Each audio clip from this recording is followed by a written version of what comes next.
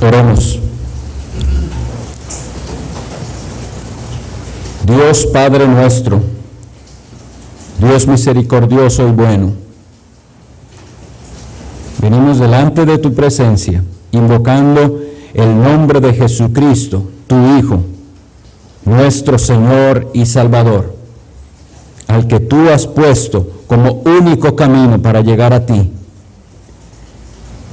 Nuestra petición es tu auxilio y tu bendición, porque procederemos a exponer tu santa palabra, y para esto somos insuficientes, para esto somos indignos. Pero con el auxilio que tú has prometido del Espíritu Santo que tú enviaste como nuestro ayudador y nuestra guía, te rogamos, guíanos en tu verdad. Alumbra nuestras conciencias, danos entendimiento de cuál es tu voluntad, quién eres tú y qué es lo que tú pides de los que se acercan a ti. Con esta intención te rogamos que trates con nuestros corazones, que tú des vida, Señor, a los que están muertos espiritualmente, que tú abras los ojos de los ciegos, que tú des oídos a los sordos, y así todos atentos a tu santa palabra, podamos atender el llamado tuyo. Oh Señor, concédenos estar atentos y concentrados en la exposición de tu santa palabra, y que en todo este tiempo el nombre de Jesucristo tu Hijo sea exaltado por sobre todas las cosas. Lo pedimos en su nombre. Amén. Pueden sentarse.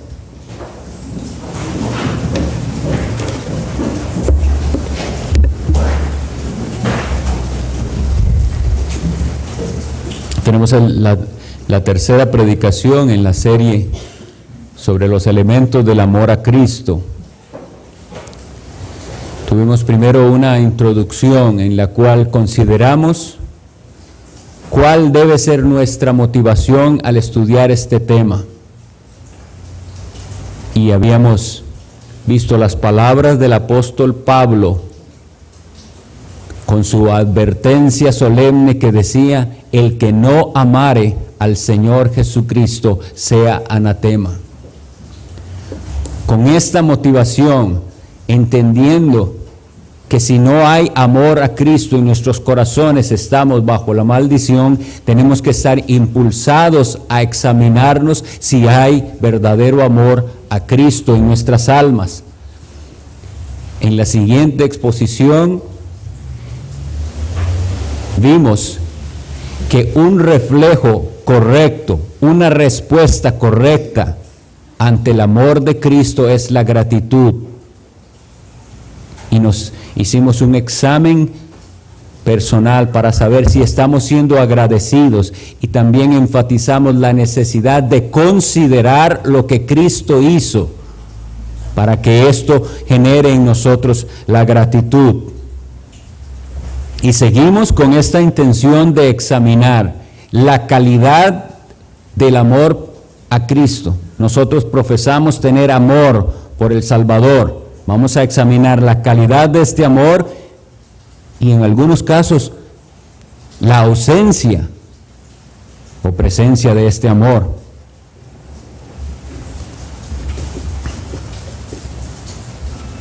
Hay un elemento que está unido al amor, y vamos a ir a unas citas bíblicas que nos lo enseñan así. La primera de ellas está en la primera epístola del apóstol Pablo a los Tesalonicenses, capítulo 5. La primera carta que escribió el apóstol Pablo a la iglesia en Tesalónica, en el capítulo 5 y en el versículo 8 dice así: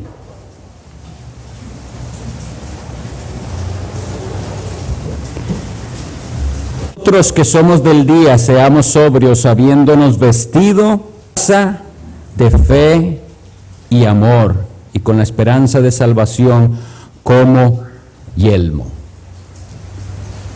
En nuestro primer texto a considerar, vemos la fe y el amor representados como una coraza, es decir, son la protección para nuestro corazón. Eso es una coraza.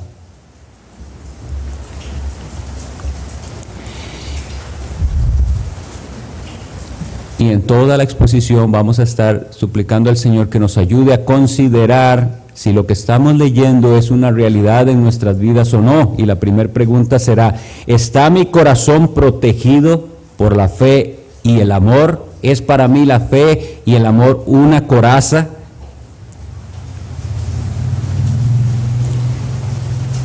Vamos a ir a dos textos más que nos ayudan a avanzar. En la primera epístola del apóstol Pablo también a Timoteo, en el capítulo 1 y versículo 14, dice así: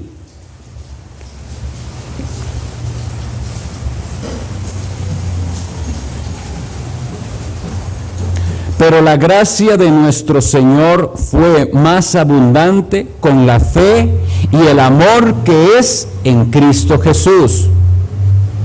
Y leo para ustedes también, no es necesario que lo busquen, en la segunda epístola a Timoteo, capítulo 1 y versículo 13, dice: retén la forma de las sanas palabras que de mí oíste en la fe y amor que es en Cristo Jesús. Estos textos nos presentan a la fe y el amor viniendo de la mano.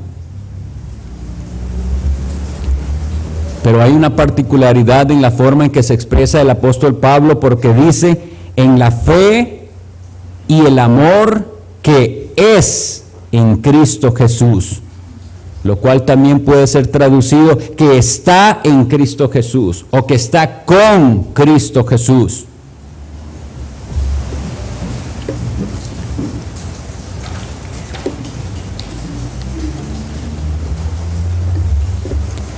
La fe y el amor van unidos. Pero hoy vamos a ver cuál es la dependencia entre estas dos virtudes, cuál es la relación que hay entre la fe y el amor. Y vamos a hablar de la verdadera fe y del verdadero amor. Para hablar de la fe, primero debemos recordar unas palabras del apóstol Pablo cuando se refirió a los romanos en el capítulo 14 y el versículo 3, que él les dijo: lo que no proviene de fe es pecado. Lo que no proviene de fe es pecado. Y otras palabras del escritor a los Hebreos, en la epístola a los Hebreos 11:6, se nos dice: sin fe es imposible agradar a Dios. Esto quiere decir que las mejores intenciones, los mejores esfuerzos, las más excelentes obras de caridad o de amor, porque la palabra caridad también es amor, lo más excelente que nosotros podamos hacer, incluso con las que nosotros pudiésemos identificar con las mejores intenciones, si no proviene de fe, no va a ser aceptado delante de Dios, porque es imposible agradar a Dios sin la fe. Y la gente tiene diferentes conceptos con respecto a la fe. Por eso es que tenemos que ir a la Sagrada Escritura para saber de cuál es la fe que está hablando.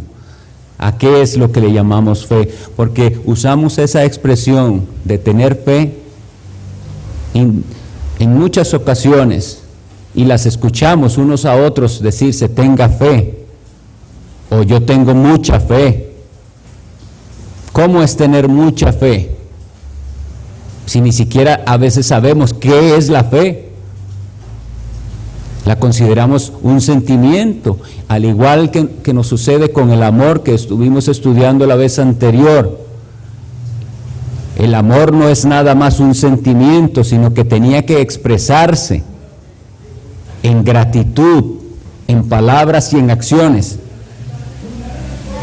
Pero bueno, vamos a ir a una cita que nos aclara un poco más con respecto a esta relación entre la fe y el amor. Y está en Gálatas 5:5. Estamos primero viendo, digamos, el apoyo escritural para exponerlo. Gálatas 5:5 dice así: pues nosotros,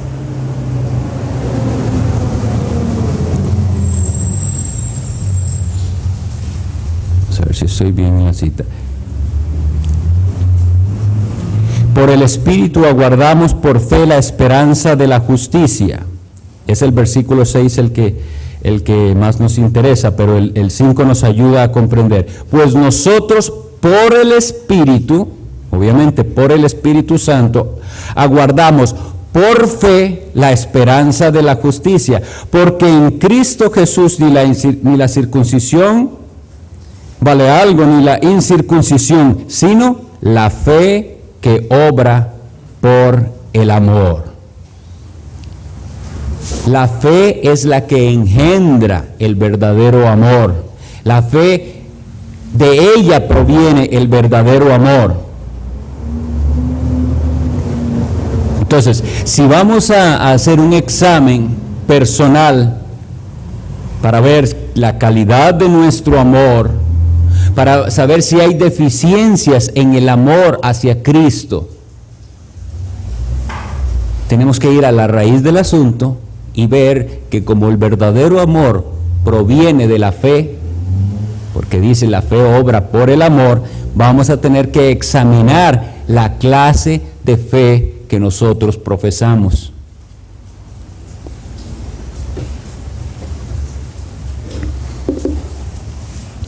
Como les decía, esa expresión de tener fe es muy común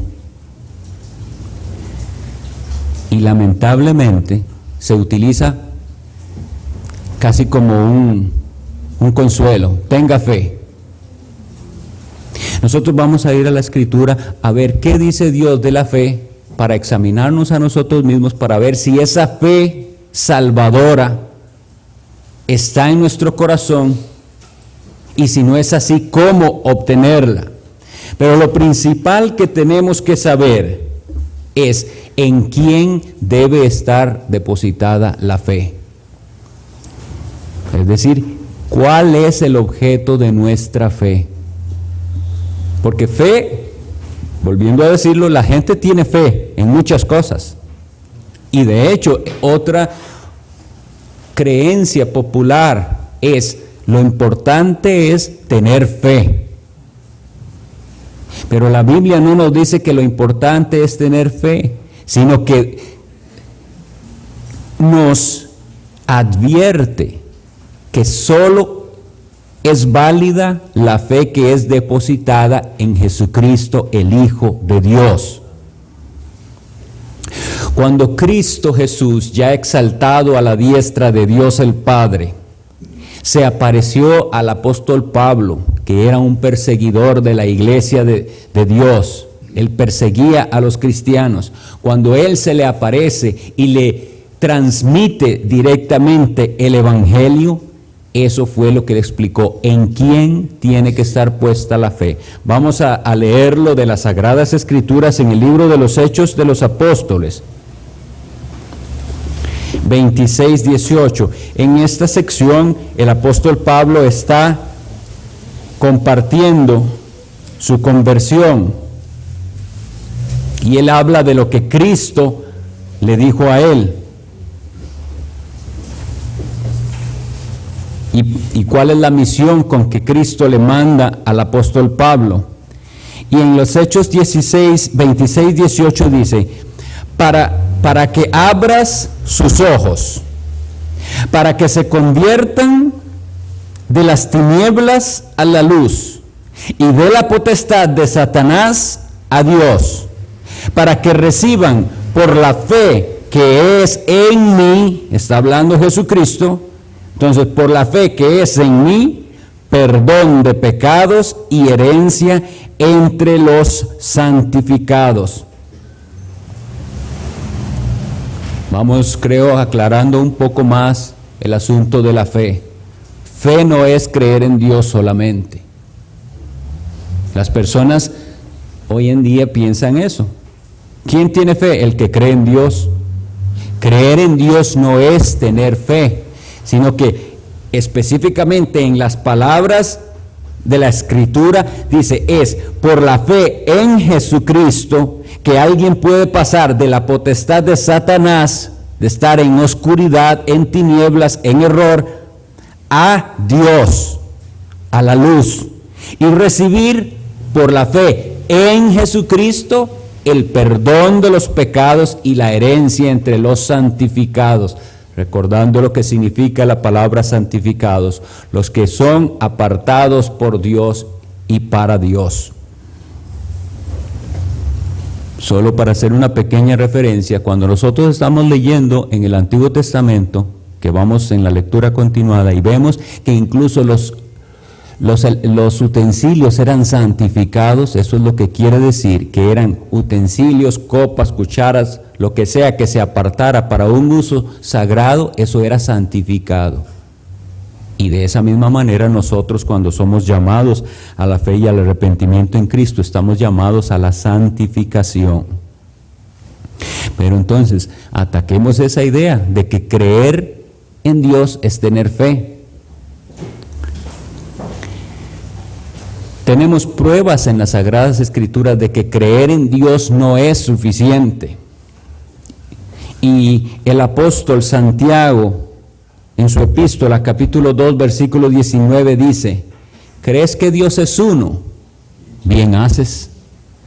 Pero después quita el consuelo cuando dice, los demonios también creen y tiemblan.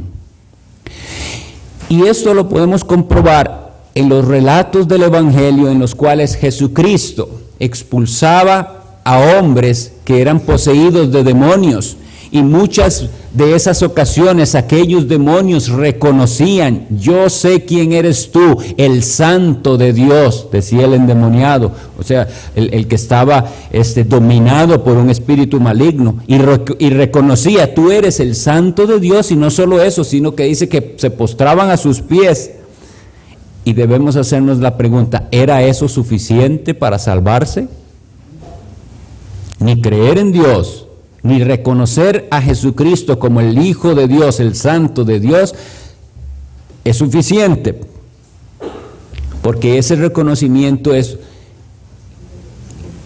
como que dijéramos, sí, yo sé que eso es cierto. Eso es lo único que se hace. Yo sé que eso es cierto. Pero no hay algo que tiene que ver conmigo personalmente. La fe personal puesta en Jesucristo es más que reconocer simplemente quién es Jesucristo. Hay muchos datos que de las Escrituras sabemos sobre Cristo y de la historia. Eso no es creer en Jesucristo. Qué grave, ¿verdad? Porque pudiéramos estar no solo pensando tener fe y no teniéndola, y por esa causa de que esa fe es defectuosa o ausente en mi corazón, eso es lo que causa que mi amor por el Salvador sea deficiente o ausente.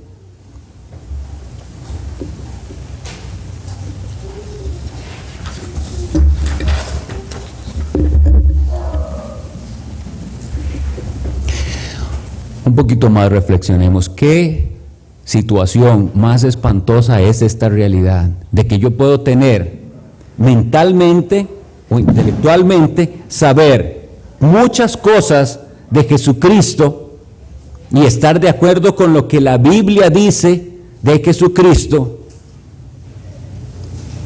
y haber hecho lo que supuestamente es recibir a Jesucristo, pero no tener verdadera fe en Jesucristo.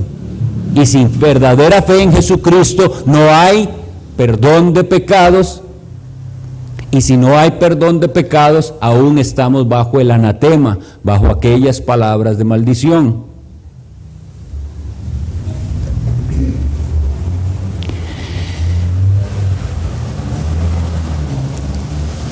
Entre nosotros, ¿habrá alguien que al considerarse a sí mismo ve esa falta de amor por Jesucristo, esa falta de amor hacia el Salvador? Y como decíamos la vez anterior, que llegamos a la mesa del Señor y lo vemos como algo frívolo, el momento de la Santa Cena o de la comunión, como también se le llama, y no tener un apego hacia ese Jesucristo que murió y que hoy está exaltado a la diestra del Padre. ¿Habrá alguien así entre nosotros? El asunto es que nosotros no podemos amar a alguien en el cual no confiamos. Y por ahí es por donde vamos. La fe verdadera en Jesucristo se debe entender como una confianza plena, completa, depositada en el Salvador y lo que Él hizo. No de labios, porque nosotros podemos decir cosas, pero con nuestras actitudes mostramos que no confiamos plenamente en Jesucristo y lo que Él hizo. Vamos a ir brevemente a estudiar una doctrina que es básica. Los que ya la han estudiado deberían repasarla y tenerla bien claro, y los que no la han escuchado deberían afirmarse en esta verdad bíblica, porque de esto depende la salvación. De esto depende la situación, el estado en el que estamos delante de un Dios soberano y santo y justo. Y es la justificación que viene únicamente por medio de la fe en Jesucristo.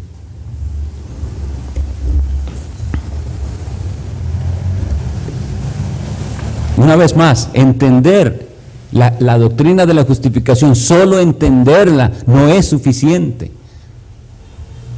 Podemos aprender de memoria qué significa, cómo es que son salvados los pecadores, y podemos recitar los versículos de la Biblia que dicen cómo se salva un pecador, y ese que los está recitando mismo no tener fe verdadera en Jesucristo. Esto es tan grave que los predicadores del siglo XVII decían que había incluso predicadores del Evangelio, o sea, ministros, pastores, que ellos mismos no eran salvos. Nosotros no queremos pensar en algo así. Nosotros pensamos que todo el que está en la iglesia y se dedica a las cosas de la iglesia, entonces ese ya está bien con Dios y está salvado, porque predica el Evangelio. Pero esa misma persona que aún abre la Biblia y predica el Evangelio puede todavía estar bajo condenación si su fe no es verdaderamente depositada plenamente en Jesucristo, si su fe es falsa. ¿Por qué? Porque entonces no ha recibido aún el perdón de todos sus pecados. Todos esos pecados tendrá que pagar por ellos. La deuda no ha sido saldada.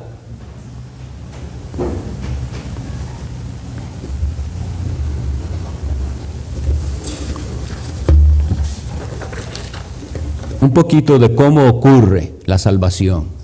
Para nosotros, un recuerdo tal vez de cómo ocurrió la salvación en nuestros propios casos, cada uno en sus diferentes circunstancias. Pero es a través de la palabra de Dios, a través de la predicación del Evangelio, el pecador llega a verse a sí mismo como realmente es, un merecedor de condenación, ante un Dios que es santo en una medida más allá de nuestra comprensión. Sin este primer elemento no podemos seguir adelante. El pecador tiene que reconocerse pecador y merecedor de condenación, porque si se reconoce nada más pecador, pero no piensa que es merecedor de condenación, todavía no puede dar el siguiente paso, todavía no han sido alumbrados sus ojos. ¿Y por qué digo esto? Porque pregunte en cualquier parte a la gente si la gente cree que son pecadores, y la gente casi que es como Todos somos pecadores y ese es como el consuelo de todos. Todos somos pecadores. El reconocimiento de que somos pecadores no es suficiente para ser salvos. Tiene que haber un reconocimiento de que como pecador ante Dios tengo una deuda, como se nos explicaba en la parábola en la mañana, una deuda que yo, por más que haga, no puedo pagarla. No puedo hacer suficiente bien, aunque sea desde un punto en mi vida en que diga, de hoy en adelante voy a hacer todo lo bueno, no me alcanzará una eternidad para hacer suficiente bien y ganar el perdón por lo que ya hice mal. Porque no hay nada que Dios acepte como pago de esa deuda, únicamente el sacrificio de Jesucristo. Y si ese sacrificio de Jesucristo, esa sangre derramada en la cruz, no ha sido aplicada al alma del pecador, ese pecador aún está en sus pecados y tendrá que pagar por ellos.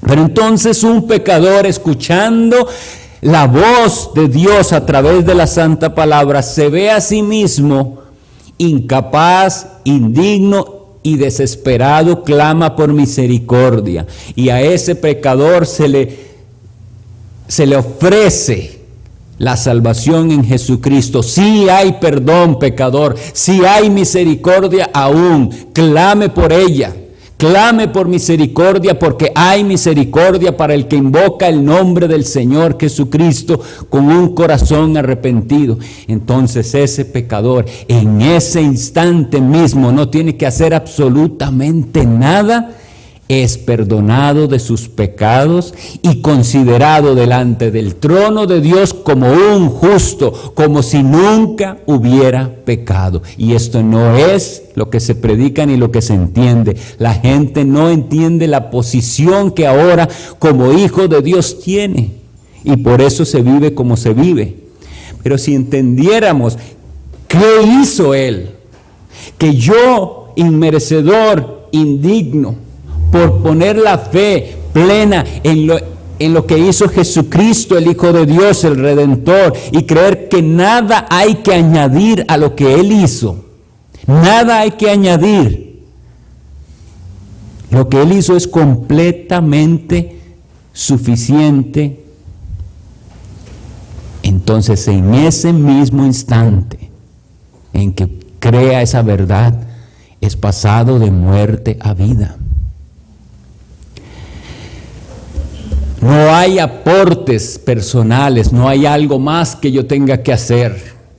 No, pero una vez que he creído en Jesucristo y que tal cosa ha sido posible por la acción del Espíritu Santo, que a través de la palabra da vida al pecador, entonces será el Espíritu Santo mismo el que lleva al pecador a orar. No es que tengo que hacer una oración para salvarme, es que oro porque ya he sido llamado por Dios y el Espíritu Santo me impulsa a clamar a ese Dios al que ahora le voy a poder llamar Padre y no antes.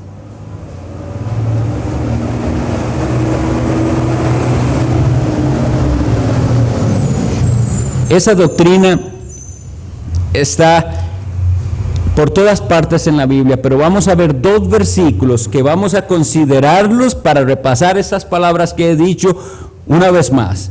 Una de ellas está en Romanos 5:1.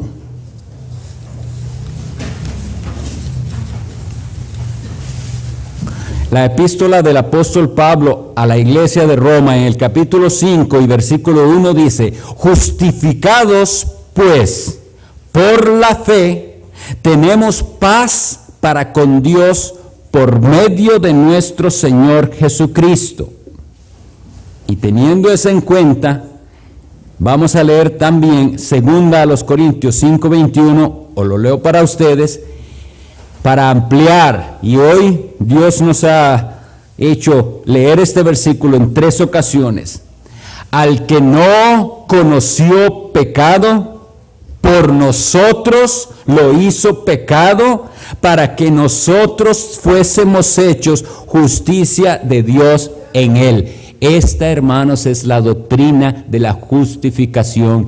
La justificación por medio de la fe.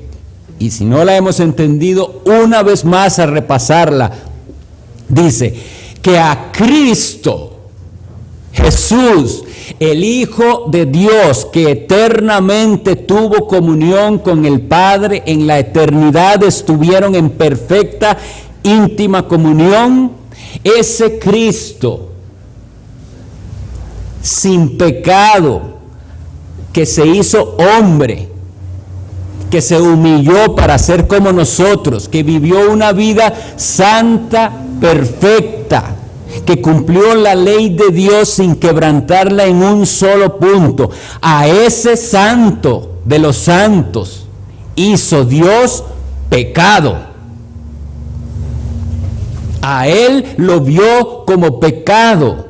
Y ahí es donde entendemos las palabras de Jesucristo en la cruz, del abandono que hace el Padre de su Hijo, algo más allá de nuestra comprensión, hermanos. Y si los pusiéramos a pensar en eso, nos volvemos locos, porque el Padre eterno se separa y abandona a su Hijo porque ese Hijo está haciendo pecado, cosa con lo que Dios el Padre no tiene jamás comunión. Y a ese inocente y santo Dios castigó. La copa de la ira, como decíamos hoy hace 8 días, cuando vamos a la cena del Señor deberíamos recordarlo. Esa copa que él bebió de la amarga ira de Dios, dice, lo hizo para que nosotros fuésemos hechos, ¿qué? No que ahora ya vamos a ser un poquito más buenos, no que ya ahora vamos a ser un poquito menos malos, es que nos hizo justicia de Dios en él. Cuando Dios Padre ve al pueblo cristiano, a los elegidos de Dios, deberíamos nosotros considerar esto muy seriamente. ¿A quién está viendo? Que no me vea a mí, porque si me ve a mí no tengo esperanza. Pero ¿qué es lo que ve el Padre? A su Hijo Jesucristo, porque dijo, en Él tengo complacencia. O sea, en el único, no hay otro, porque la palabra único significa que solo Él. En ese tiene el Padre complacencia, de manera que si usted y yo no estamos en Cristo y el Padre nos ve, lo único que ve es merecedor de condenación. Y aquí está el mundo, merecedor de condenación, merecedor de condenación, merecedor de condenación. Pero aquí hay alguien que está en Cristo, es justicia de Dios, porque está en Cristo, justificado, santo para Dios.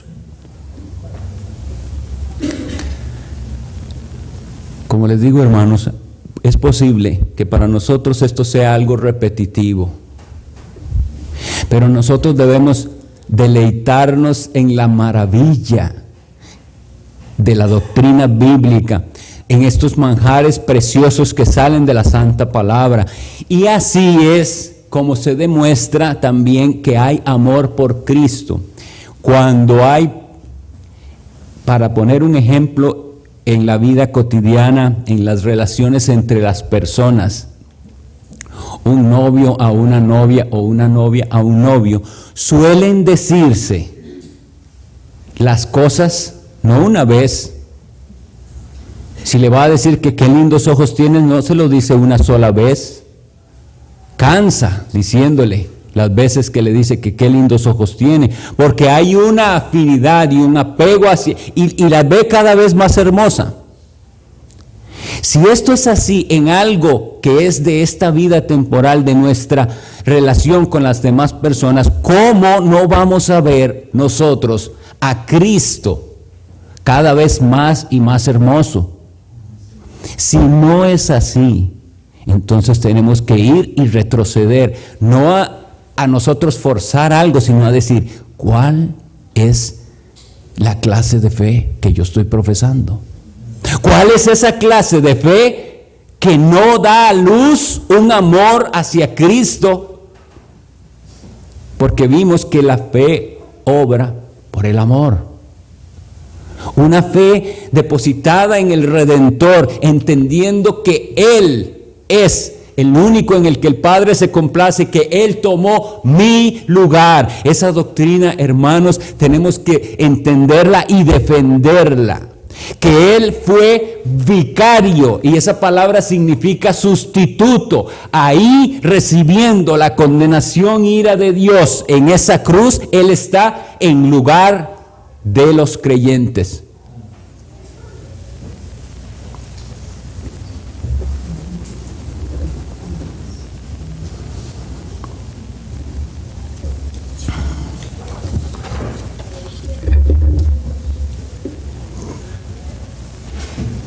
La fe en Cristo, habiendo dicho que es ese entendimiento de lo que Él hizo, de quién es Él y lo que Él hizo. Las dos cosas son importantes. Porque mucha gente igual dice creer en Cristo, pero ¿qué es lo que cree de Cristo? Debemos ser muy cuidadosos, y esto lo he repetido, pero lo repetiré las veces que sea necesaria. Debemos ser muy cuidadosos con la tal frase que si has recibido a Cristo, porque un concepto equivocado de lo que eso significa deja a la persona en tinieblas. En la teología católica romana, recibir a Cristo es recibir la hostia. Entonces, si yo voy al acto de la comunión y recibo la hostia, he recibido a Cristo. Y entonces cuando usted puede hablar con alguien así, le dice, si usted ha recibido a Cristo, piensa que lo ha recibido por ese acto en el cual recibe lo que representa el cuerpo de Cristo. Entre la comunidad evangélica, recibir a Cristo es hacer una oración. ¿Ha recibido a Cristo usted? Sí, yo lo apunté la fecha que dice la oración, la apunté detrás de la Biblia. Y eso no es recibir a Cristo. Recibir a Cristo no dice la Biblia que sea ni hacer ni un acto nuestro. Es cuando usted se aferra a la verdad bíblica de que solo en Él hay salvación. Ahí está usted recibiendo a Cristo como lo que es Él. El Hijo eterno de Dios, Salvador, Redentor y Rey. Cuando entendemos eso acerca de Cristo y lo asentimos no solo con nuestra mente, sino con nuestro corazón, usted ha recibido a Jesucristo. Y puede que no pueda decir la fecha y la hora exacta, pero ha recibido el entendimiento por iluminación del Espíritu Santo, porque no podemos solos, nunca entenderíamos por nuestros medios, pero por la iluminación del Espíritu Santo, esa palabra fue predicada y al final pude entender quién era yo, quién es Cristo, qué hizo Él. Y que esa bendición llegó a mi vida. Ese día ha recibido usted a Cristo, pero es algo más.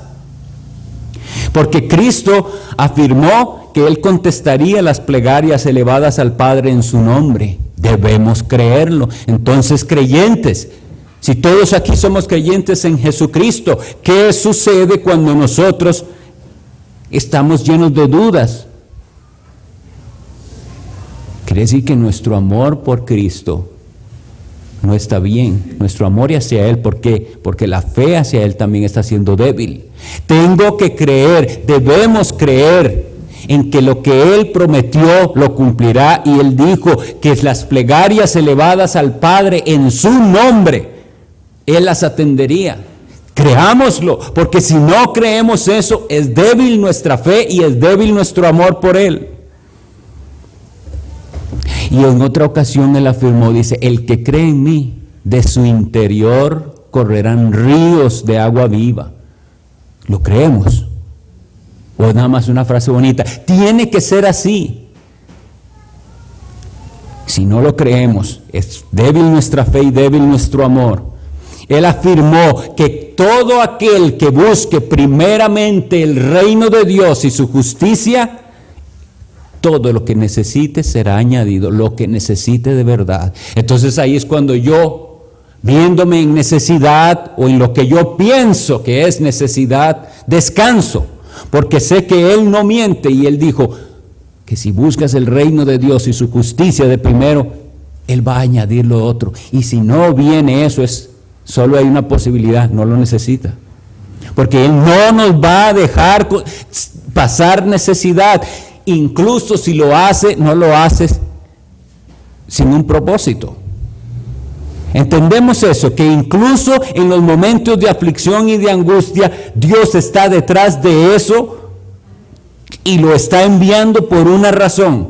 Eso es parte de nuestra fe en Jesucristo. Y para ir concluyendo, hermanos, Él afirmó, debemos leerlo en el Evangelio de Juan, capítulo 14, todo el capítulo es precioso, pero Él afirmó y Él prometió que enviaría a otro consolador para que esté con vosotros siempre.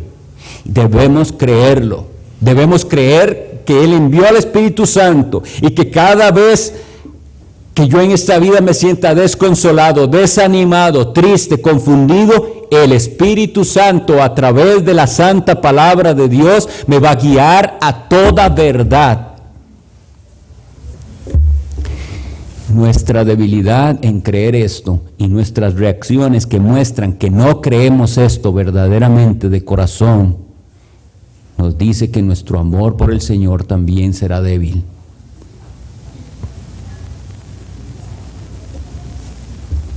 Porque es lo mismo que no confiar en sus promesas.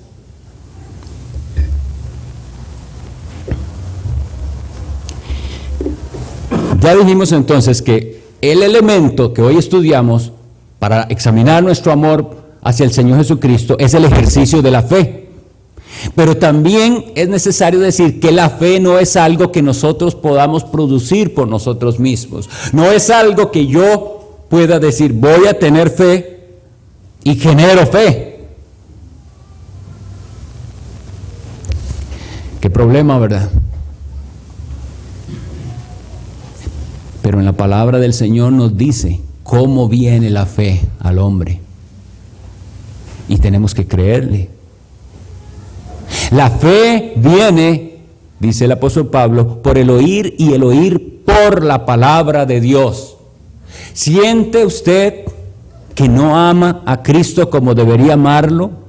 Entonces debería también saber que su fe en Jesucristo no es correcta, es débil o es ausente. ¿Qué hago ahora si necesito esa fe?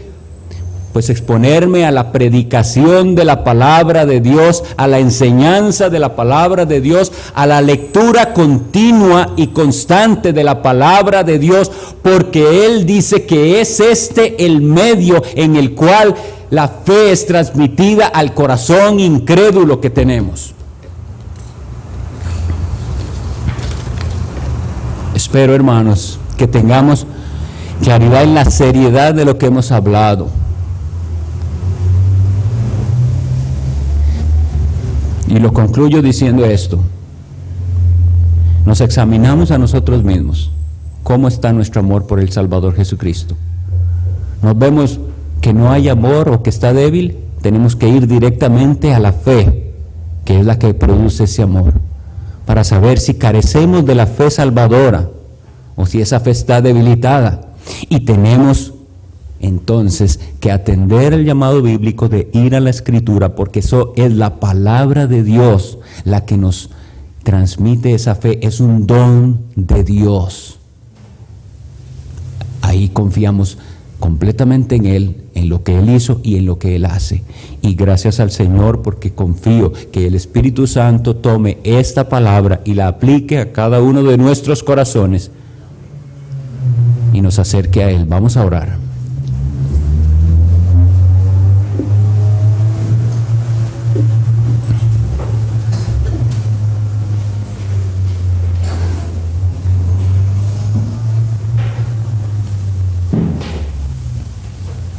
Oremos en silencio un momento, presentándonos ante Dios como necesitados de su gracia,